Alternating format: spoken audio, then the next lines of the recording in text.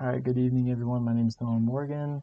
Today I'm going to be talking about the song Shook Ones Part 2 by Mobb Deep. This was a pop culture song that was released back in 1995 that I really just liked the song. I heard it when I was about 13 years old for the first time, and I really just loved the beat to it. Really got my head moving, so I just wanted to talk about it for this assignment today, so we'll get into it. Quick history about the song. It was the lead single from their 1995 from Mobb Deep's 1995 album, The Infamous. This was one of their most popular albums ever released, the second studio album, and it was released by Loud Records. It's a sequel to the original copy of the song Shook Ones. It has similar lyrics, but it's a little bit less profane. The original song is actually featured on the B-side of some releases of Shook Ones Part 2, but as we've seen throughout this class, sometimes the B-side has some pretty good hits to it. So it talks a lot about inner city youths engaged in a territorial warfare and struggling for financial gains. It's a pretty neat way of putting it. As we'll hear throughout the song, it's a little bit darker than that, but I think that kind of adds to the cool factor of it. And it was a pretty good commercial success, named Rolling Stone's 50 Greatest Hip Hop Songs of All Time. As for group, Mobb Deep was a hip hop and rap duo from Queensbridge, New York. They followed under the East Coast style of rap, but they had elements of West Coast, that gangsta style of rap. The artists were Kejwan Walek Machida, aka Havoc, and then Albert Johnson, aka Prodigy. They met up while they were in New York City and started making music together. There's been a lot of acts and artists that have performed with Mobb Deep, but these were the core members.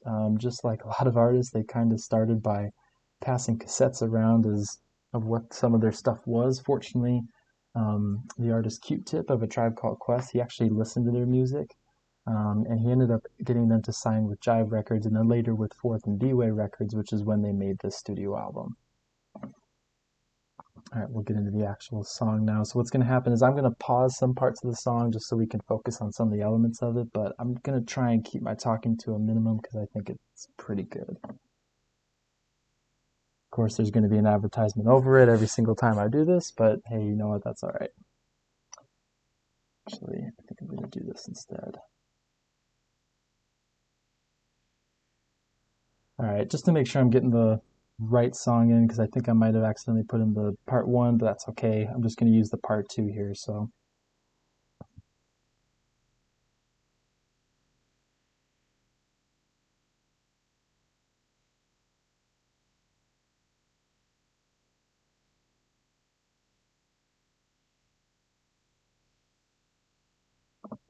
So I'm just gonna pause it real fast. To me, that's one of the coolest intros ever to a rap song made within like the last 3 decades. That's Havoc and Prodigy just talking to each other before kind of the pre-intro, getting themselves hyped up for it.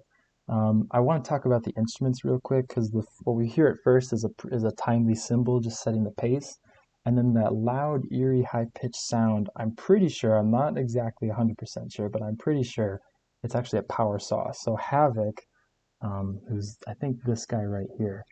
He sampled Power Saw and put it into the song, and it's one of those elements that just kind of perks your ears up a little bit because it's so noticeable. So that's one of the things that kind of got me noticing the song, but the rest of it's still really, really good.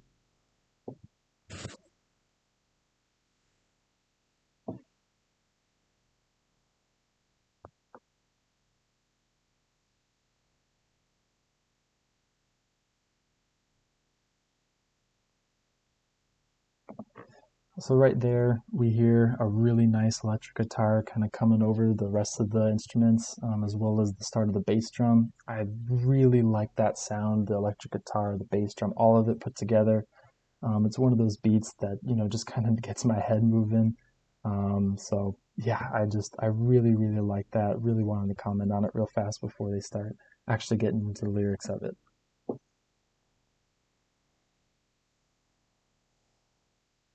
Quick shout out to Queensbridge right there.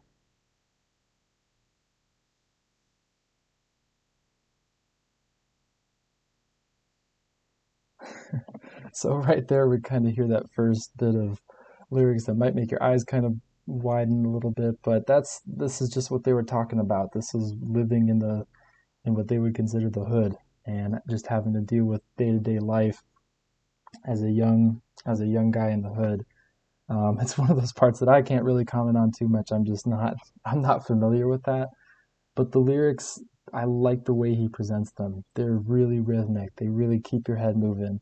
And, he expresses how he feels. And I think together with that song, I'm kind of running out of time right now, but together with the rest of the song, it's a really, really good song. I highly recommend anybody go listen to it. Even if you're not really that into rap, I think it's a embodiment of what 1990s rap was.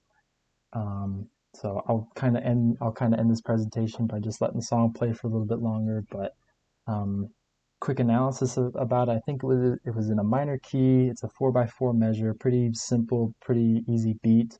It repeats throughout most of the song, so there's not much there. It's really just to set the tone for the lyrics.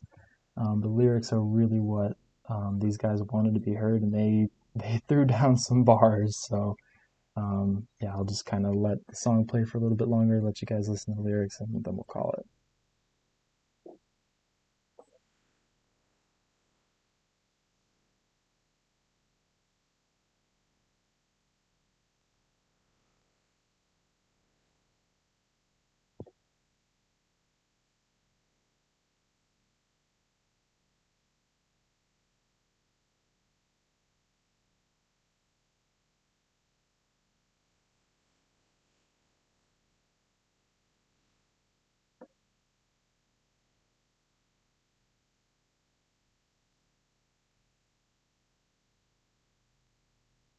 And yeah, just to kind of end it, he was 19 when he wrote this. So at 19 years old, I wasn't quite producing music like this, but hey, it's a pretty good song. So I'll go ahead and end it here. Thank you so much for listening, and have a good night.